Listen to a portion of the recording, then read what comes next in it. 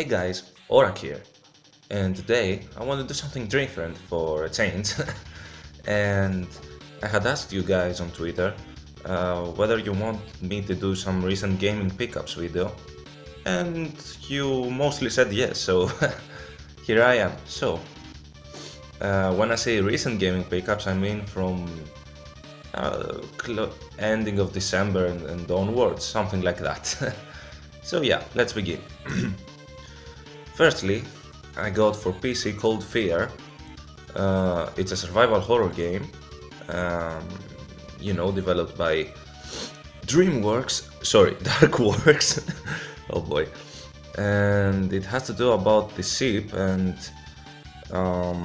you basically, as the protagonist, have to get on the ship and find out what is going on, and you have to face zombies and all this sort of stuff. And it has cool mechanics. I mean, the ship is moving on a stormy sea, and so you have this possibility of going out of the ship and drowning and all that sort of stuff. It plays like a Resident Evil 4 survival horror game, so yeah, it's good in my opinion. Haven't played much of it, but yeah, seems good to me. So, next up, I have this. It's Mega Man Legacy Collection for the PS4, and it basically is Mega Man 1 to 6 games from the NES era, and yeah, it's cool. I mean, it's Mega Man, and a lot of people might say, why are you getting this and not emulating or something like that? I just like sitting on my sofa and playing those sort of games on my PS4 and relaxing, Okay, I have a controversial buy in the next one, and I'm gonna get a lot of flack for this one, but okay, who cares? So, Mighty Number 9.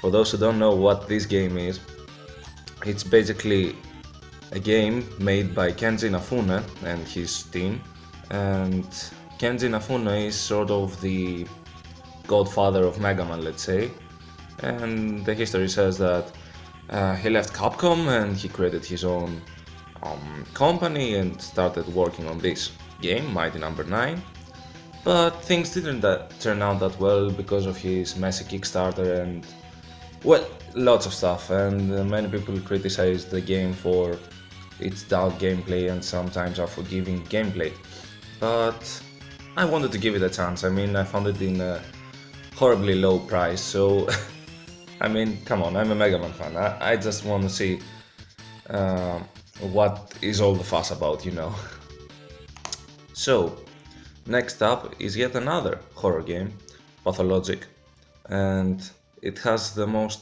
boring and bizarre, let's say, cover, because I think it doesn't describe really the game. The game is a first-person, a bit open world, let's say, game, where you play as, well, I haven't played it yet, but as much as I have found out, you play as a guy that goes in this village slash city slash whatever, and you find out that things aren't going well in there and people are acting weird, and you have to find out what's going on and what sort of plague, I think, is killing most of its inhabitants.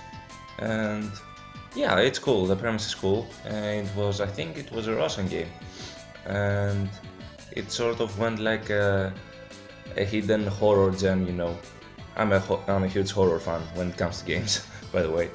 So, next up, I've got for PSP KO Challengers, and for those of you who don't know what this sort of game is, it's basically a 3D platformer, starring KO, the kangaroo, and this KO Challengers game is basically a remake of KO 2 for, I think it was the PS2 and probably Xbox and the others. And it really improves on many aspects of the original game, and yeah, I think it added also a multiplayer functionality, which is nice, I guess. I'll be playing it alone, but okay, it's cool to have, you know. And I only found it for $2, I believe, in the used section. I mean, come on, that was a really good find. Okay, next up, we have yet another horror game, and this is Cryostasis. Oh boy, I sort of love and hate this game for many reasons, but um, the it's another first-person horror game, and you get on board of this ship that is stuck on ice, and you find out what is going on with the ship, and I think you are reliving the the memories of the corpses you find on the ship because you are like a medium or something like that. Yeah, it's wacky, I know, and it's really cool because I really like the setting of snowy, snowy fields and Arctic landscapes, and it's really cool to combine it with the horror elements. But the reasons why I hate this game is basically, the usual reasons like sometimes a bit dull gameplay or something like that. But the main reason was it actually managed to crash my entire PC, not just the game. This game managed to like have my laptop out of usage for 2 or 3 days. And I was like, damn, I'm not installing this again. Probably it's because of me or my laptop not liking this game or something like that, but it's a good game, but I don't know if it's worth the risk, you know. And I have the last gaming pickup I did just the other day. It's for the Nintendo DS. It's Ivy the Kiwi, and apparently it's from the creator of Sonic, and that's a cool fact in my opinion.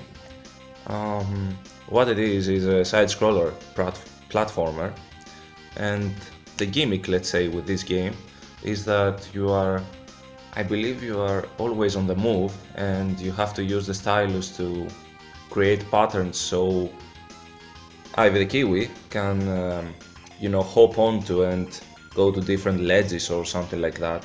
I don't know if it has pictures of something, I can't find them, but yeah. It's a really cool game from what I had seen. I had seen the Wii version, but I believe it will be most identical to Nintendo DS. And it is from the creator of Sonic, and it struck my interest. And everyone says that it is a hidden gem for the Nintendo DS. So yeah, those were my gaming pickups for let's say early January to whatever this video is posted on. And yeah, if you want to give me your opinion, guys, if you had played these games in the past or something like that, share your gaming experiences, and whether or not you want me to do these sort of videos once in a while when I have some kind of games to talk about. And yeah, thank you so much for watching, guys, and I guess I'll see you soon. Bye bye.